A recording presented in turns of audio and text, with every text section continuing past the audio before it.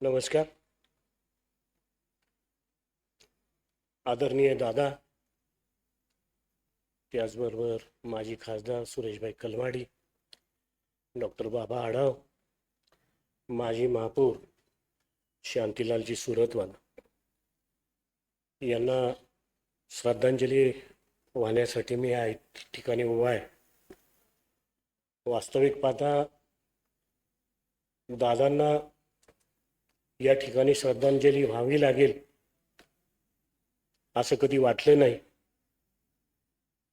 पण दुर्दैवानं या ठिकाणी उभा राहायला लागलो नाही. मी ज्या प्रभागामध्ये निवडून आलो तो प्रभाग क्रमांक 7, ज्याच्यामध्ये माझ्याबरोबर निलेश भैया आहे, माझ्याबरोबर अंजली उर्से आहे आणि भाजपच्या निशा मानवतकर. हा आमचा प्रभाग, हा जे 8 विधानसभा मतदारसंघ आहेत याच्यामधला एक मतदारसंघ आहे शिवाजीनगर मतदारसंघ. आणि या मतदारसंघाचा एक इतिहास आहे.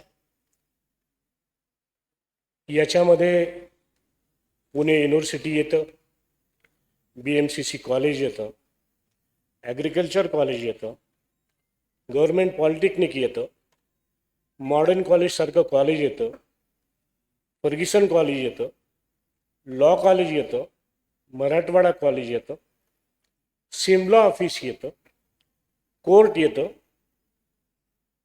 त्यानंतर आकाशवाणी येते, NCL येतं, ACC बोर्ड येतं, राष्ट्रपतींचा बंगला येतो, सिम्बॉयसिस कॉलेज येतं आणि पुणे महानगरपालिकेची बिल्डिंग येते. हा सगळा ऐतिहासिक मतदारसंघ जो आहे, खऱ्या अर्थानं मी आज जास्त काही बोलणार नाही, कारण की महापौरांच्या सूचना आहेत तशा. पण मी हा इतिहास याच्यासाठी सांगतोय की या शिवाजीनगर मतदारसंघामध्ये ह्या सगळ्या ज्या काही गोष्टी आहेत या इतर कुठंतरी असतील असं काही मला वाटत नाही. याच्यामध्ये मध्यंतरीचा आमच्या युनिव्हर्सिटीचा जो पूल आहे, फ्लायओव्हर आहे,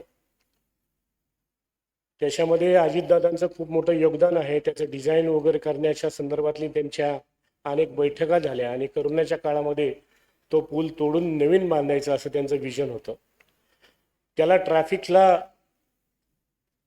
जो आळा बसत होता त्याची सोय होणार होती. अशा पुलाला अजितदादांचं नाव द्यावं असं आम्ही तसं पत्र दिलं. परंतु त्याच ह्याच्यामध्ये ज्यावेळेला अजितदादांच्या जाण्याच्या आधी काही काळापुरते आमची ज्यावेळेला चर्चा झाली आणि त्या चर्चेअंतर्गत ज्यावेळेला दादांच्या संदर्भात ह्या सगळ्या गोष्टी विकासाच्या संदर्भात आमचं बोलणं झालं, यावेळेला प्रामुख्याने 12-13 साली आमच्या गोखलेनगर भागामध्ये, जिथून मी भैया आम्ही आहे, त्या भागामध्ये एका जागेवर क्रीडा संकुलाचं आरक्षण आम्ही 12-13 साली मागे लागून त्या ठिकाणी टाकून घेतलं. त्याची ताबा घेण्याची प्रोसिजर आम्ही सातत्याने चालू ठेवली आहे. आणि असं क्रीडा संकुल ज्यावेळेला दादांच्या कानी आम्ही ते भाषा केली त्यावेळेला दादांनी असं सांगितलं, किती बजेट होईल त्याचं? म्हटलं कल्पना नाही, त्याचं इस्टिमेट करावं लागेल. बरं ठीक आहे, काय तुमच्या भागामध्ये असं क्रीडा संकुल जर होणार असेल तर नक्की आपण प्रयत्न करू. ते स्वप्न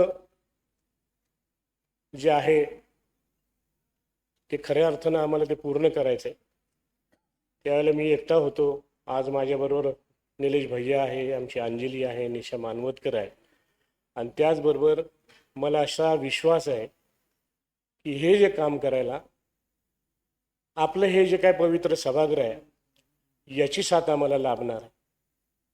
आणि हे खऱ्या अर्थानं जर काम झालं, जी ऐतिहासिक नावं मी आत्ता घेतली, या ऐतिहासिक नावामध्ये त्या क्रीडा संकुलाला आदरणीय अजितदादा पवार क्रीडा संकुल असं जर नाव दिलं तर मला असं वाटतं इतिहासामध्ये अजून त्याची एक भर पडेल. म्हणून मी या सभागृहाच्या माध्यमातूनच खरं तर आम्ही हा प्रस्ताव देतो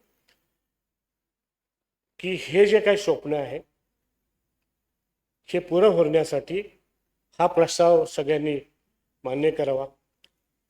फक्त जाता जाता मोजक्याच शब्दात मी सांगेल की मी देवाकडे प्रार्थना करेन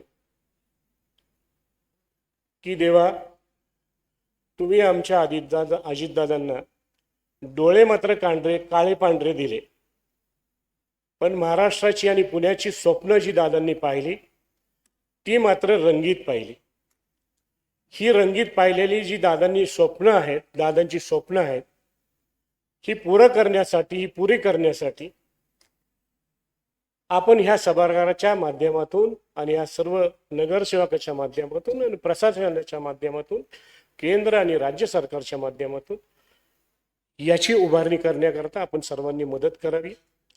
आणि तीच खरी श्रद्धांजली अजितदादांचं नाव त्या क्रीडा संकुलाला द्यावं आणि ते दिल्यानंतर त्या नावाची एक ऐतिहासिक भर या शिवाजीनगर मतदारसंघामध्ये पडेल अशी खरं तर मी सदिच्छा व्यक्त करतो. आणि पुन्हा एकदा दादा आपल्यात नाही आहेत, पण दादांची जी स्वप्न आहेत, त्यांनी जी पाहिलेली रंगीत स्वप्न आहेत ती पूर्ण करण्याची ईश्वराने आम्हाला दादांच्या प्रेरणेने ती द्यावीत एवढंच बोलतो आणि थांबतो. माननीय बाबूराव चांदेरे.